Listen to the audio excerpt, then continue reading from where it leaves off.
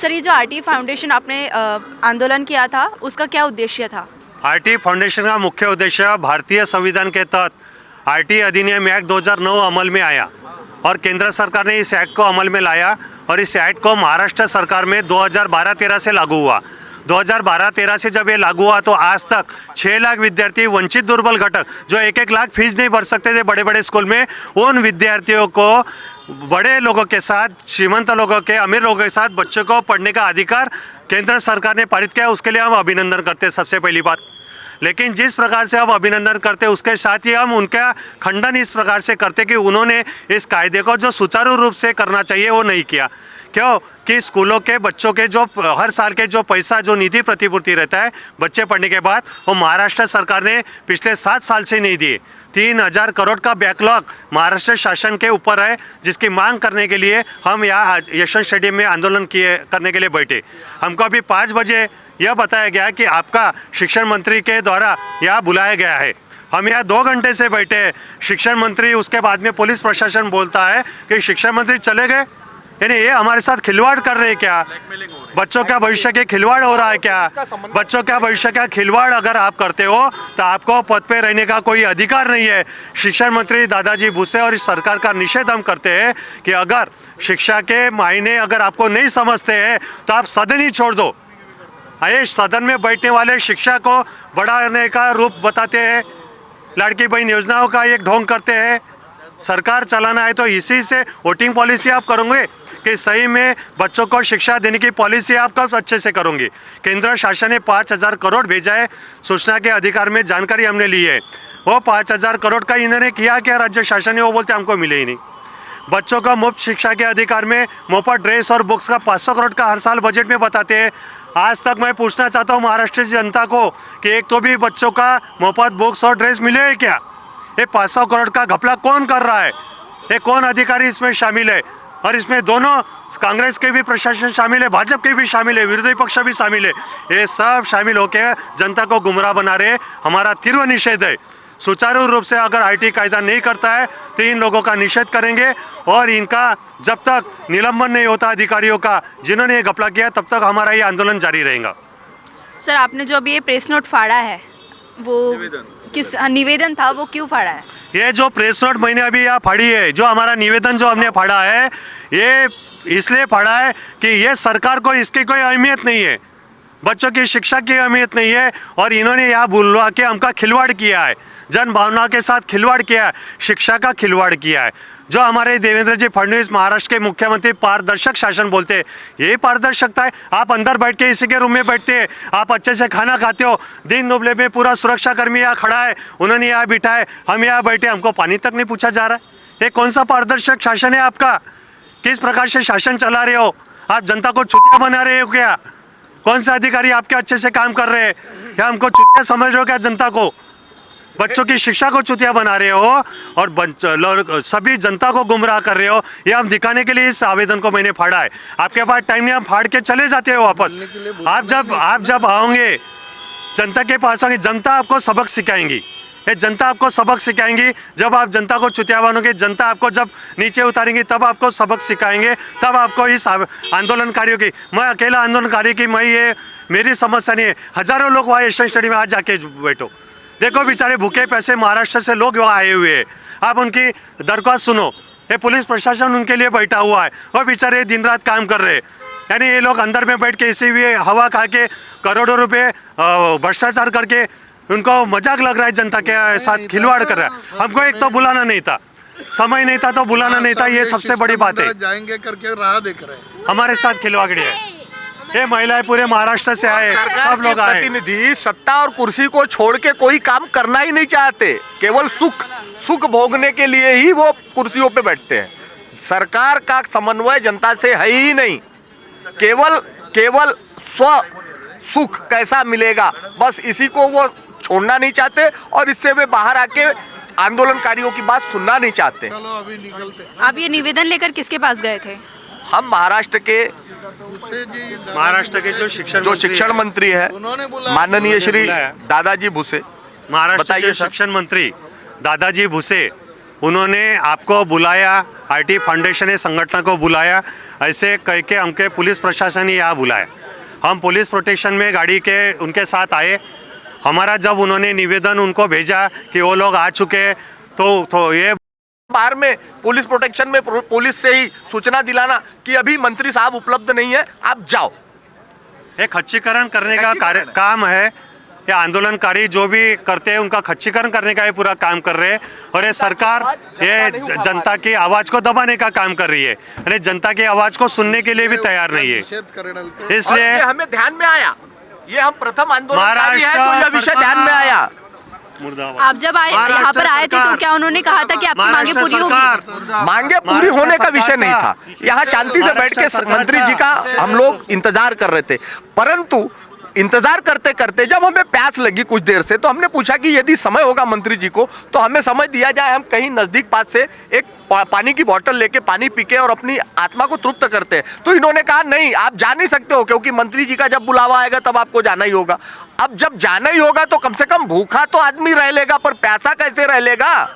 अरे 2 घंटे से आप प्यासे बैठे, कोई पानी अंदर, पानी की कैन अंदर है, लेकिन हम अंदर जाके पानी नहीं पी सकते, हम कहीं बाहर नहीं जा सकते, हम हिल ही नहीं सकते, हम करें क्या? कोई चक्कर आके गिर गया। आंदोलन दिन भर से आंदोलन चालू है, आंदोलनकारी 2 घंटे से यहाँ बैठे हैं, यानी आंदोलनकारियों को बिना प्यास यानी पानी तक पीने का अधिकार सरकार नहीं दे रही है। पानी हम क्या करेंगे? ये लोग क्या करेंगे? एक बूंद पानी एक तो मिलने के लिए बुलाया, मिलने नहीं दे रहे, हमारा तकलीफों को सुन नहीं रहे। हमें इसलिए ये हमारा निवेदन फाड़ के फेंक दिए, हमारा डेपुटेशन। इसलिए ये सरकार ये पूरे इनके इसमें जहन में कुछ भी आत्मीयता नहीं है, ये लोगों की परवाह नहीं है। भविष्य, बच्चों का भविष्य इनको नहीं बनाना है, सिर्फ इनको वोटिंग पॉलिसी से जीतना है, वोटिंग पॉलिसी जीतना है, सत्ता में रहना है। सत्ता का उपभोग करने वाली सरकार है, इनको जनता जनार्दन से कुछ भी लेना देना नहीं है। जनता जनार्दन के साथ खिलवाड़ करने वाली जनता है। कर्मचारियों परेशान है, सरकारी कर्मचारी इनसे परेशान है। ये अपना भत्ता, अपना पेमेंट विधान भवन में सभी विरोधियों के साथ बढ़ा देते हैं। कर्मचारियों के पेमेंट बढ़ाने के लिए इनके पास पैसा नहीं रहता। ये बच्चों की स्कॉलरशिप इनके बंद कर देते, आज भी स्कॉलरशिप नहीं मिली है, बच्चों की स्कॉलरशिप बंद कर दी है। कौन पूछ रहा है? कौन सवाल पूछ रहा है? कहाँ गई स्कॉलरशिप बच्चों की? SC ST की स्कॉलरशिप नहीं है, सावित्रीबाई फुले की स्कॉलरशिप नहीं है, राजर्षि शाहू महाराज की स्कॉलरशिप नहीं है, मैट्रिक पूर्व स्कॉलरशिप नहीं है। इतनी स्कॉलरशिप बच्चों की, फॉरेन की जो प्रदेश में जाने वाली बच्चों के लिए स्कॉलरशिप नहीं है, पूरी स्कॉलरशिप बंद कर दी है। सिर्फ एक ही ध्यान है, लड़की बहन योजना। क्यों? 1500 रुपये दे दिए, वोट मिल जाता है। तो ये पॉलिसी क्या है? ये वोटिंग पॉलिसी सरकार है। इस सरकार का नाम भाजपा सरकार नहीं होना चाहिए, ये वोटिंग पॉलिसी सरकार है। इनको वोटिंग पॉलिसी कैसे करना है, वोट कैसे मिलाना है, चुतिया कैसे बनाना है, सिर्फ इसी बात में ये PhD की हुई सरकार है। इनके मंत्री, वैद्यकीय मंत्री, उसको विज्ञान, वैद्यकीय को, आरोग्य का कोई नॉलेज नहीं। शिक्षण मंत्री है, शिक्षा का कोई नॉलेज नहीं है। इनको आरोग्य मंत्री है, इनको आरोग्य का कोई नॉलेज नहीं है। इनकी पहले परीक्षा होनी चाहिए। इनको शिक्षक पात्रता शिक्षक की होती है। शिक्षण मंत्री की पात्रता क्या है? शिक्षक की पात्रता क्या है? शिक्षण मंत्री की क्या उसने डिग्री लिया है? पढ़े लिखे ये सबसे पहला मेरा सवाल है। बच्चों को शिक्षा दे रहे हैं, और अगर शिक्षक के साथ में ही ऐसा हो रहा है तो शिक्षक फिर दूसरे बच्चों को शिक्षा कैसे देगा? उसको भी अपना घर चलाना है, पेमेंट सभी को चाहिए। सरकार के पास में अभी जैसे बिहार का लेते हैं, कहीं का भी देखिए, उनको वहाँ पर सभी को पेमेंट देने के लिए है। वो किसी ना किसी बहाने, सभी 10,000 बिहार में दिया कि 1-2 लोगों को थोड़ी दिया है, इतने सारे लेडीज़ को दिया हुआ है। और यहाँ पर भी लाड़की बहन योजना, लेकिन क्या वो उनके भांजे नहीं है? भांजे को भी पैसा दे दे ना, कम से कम बहन को हटा करके भांजे को पैसा दे दे, या उनकी भांजियों को पैसा दे, ताकि वो या उनके अकाउंट में डायरेक्ट डालें और हम उनके अकाउंट से ही हमको पेमेंट वो घर वाले कर देंगे ना वो उनके अकाउंट में डालते हैं ना हमारे इसमें डालते हैं। और ऊपर से डाल दिया है कि आप विदाउट TC कोई भी बच्चा हमारे स्कूल से जा सकता है, यानी पूरे साल भर हम पढ़ाएं, आप उनके ऊपर में कोई एक्शन नहीं ले सकते। अगर वो पेमेंट नहीं देते तो आप पढ़ाने से इनकार नहीं कर सकते। और उसके बाद में जब हो जाएगा, पूरा साल हो जाएगा, वो बच्चा निकल के जा सकता है दूसरे स्कूल में। आपको TC मिले या ना मिले, दूसरे स्कूल में एडमिशन मिल जाएगी। तो क्या वो हमारे यहाँ पे ऐसी पढ़ेगा? और बहुत सारे ऐसे पेरेंट्स हैं, एक अगर वो 10 साल कंटिन्यू किया, एक बार मेरे यहाँ पे पढ़ा है, दूसरी बार इनके यहाँ पे जाएगा दूसरे साल, ऐसे करके वो 10 साल निकाल देगा, तो वो तो ऐसे मुफ्त में पढ़ लिया पूरा इस तरीके से। तो स्कूल वालों का क्या? जो आप अगर गवर्नमेंट की अगर जो स्कूलें हैं वहाँ पर क्यों नहीं इस तरीके से अनिवार्य करते हैं? वहाँ पर भी कैसे होगा? वहाँ के जो टीचर हैं यही सब काम में लगे रहते हैं। आज आधार कार्ड करना है तो आज ये करना है वो करना है, वो बच्चे को तो पढ़ा नहीं सकते हैं, तो वहाँ के बच्चे तो कुछ बनेंगे नहीं किसी तरीके से। अगर प्राइवेट वाले अगर कुछ एफर्ट डालते हैं वहाँ पर, तो वहाँ पर भी प्राइवेट वालों के साथ में इस तरीके से परेशानी आ रही है कि बिना पेमेंट दिए आपको इतने, अगर हमको 25% बच्चों को फ्री में पढ़ाना है तो उसका बर्डन कौन बेयर करेगा? प्राइवेट स्कूल वाले करेंगे। ऊपर से आता है अगर जितना भी आ रहा है उसका 50% तो पहले महाराष्ट्र गवर्नमेंट खा रही है, उसके बाद में भी उसका भी जितना है उसका भी 25% हमको मिलता है।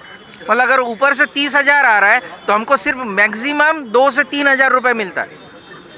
तो क्या मतलब है इसका? सरकार अपनी मौलिक जिम्मेदारी से भाग रही है। हमारी आंगनबाड़ी कार्यकर्ता सेविका सहायिका पूरे महाराष्ट्र से आई है आज नागपुर में। सिर्फ नागपुर शहर के कम है, पूरे महाराष्ट्र से आई हुई है सेविका सहायिका बहनें। अभी यशवंत स्टेडियम में वो रुकी है, इतने कड़क ठंड में ठहरी है। कुछ तो उनकी होप से तो महिला बाल कल्याण मंत्री जो है वो मिल नहीं रही है, कॉल भी उठा नहीं रही है। और जो मंत्री जिस खाते का होता है, जो खाता वो ऑपरेट करता है, तो वो जो खाते के कर्मचारी होते हैं उनकी भावनाएं, उनके काम में जो भी दिक्कतें आती है उनको वो समझना चाहिए। तो ये मंत्री जो है, हम ये आदित्य ताई तटकरे को ये आप सोशल मीडिया से माध्यम से निवेदन करते हैं कि वो हमसे मिले, बात करें। आंदोलनकर्ता सवेरे से या आज रात के 8 बजे होते आए, हम 3 घंटे हो गए विधान भवन के बाहर रुके हैं। हमारी ये मांग है कि हमारी जो भावना है वो समझे और हमसे मिले, हमसे बात करें। हम काम करते हैं तो हमारे काम में क्या प्रॉब्लम है? हमें बच्चों को पढ़ाने को टाइम भी नहीं मिलता है। इतनी योजना मतलब योजना के बाहर के जो काम है जो हम भी नहीं कर सकते वो काम दिए हैं, मतलब हम बच्चों को पढ़ा भी नहीं पाते हैं। उसकी वजह से अगर बच्चों को नहीं पढ़ाएंगे तो आंगनबाड़ियाँ जैसे जिला परिषद स्कूल जो है झड़पी वो बंद हो रही है, उस तरह से भविष्य में आंगनबाड़ियाँ भी बंद होती जाएंगी।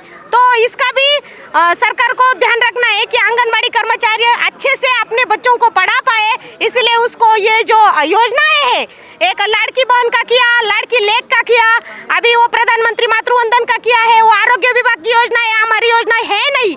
अभी अपार आईडी है, आभा आईडी है, वो जो काम है वो सिर्फ ऑनलाइन काम आंगनबाड़ी सेविका सहायक को दिया जा रहा है। इसलिए हम बच्चों को पढ़ा नहीं पा रहे हैं और इसलिए वो जो हम सर्वंकष बोलते हैं, जो गुणवत्ता होती है वो नहीं मिल रही, वो नहीं मिल पाएगी और आंगनबाड़ी अब भविष्य में तो बंद ही हो जाएगी। सरकार पहले ये तय कर ले, आंगनबाड़ी सेविका सहायकों को बच्चों को सिखाना है या उनकी योजना के लिए उनको इस्तेमाल करना है। सरकार पहले ये तय कर दे, उसके बाद में आंगनबाड़ी का देखे।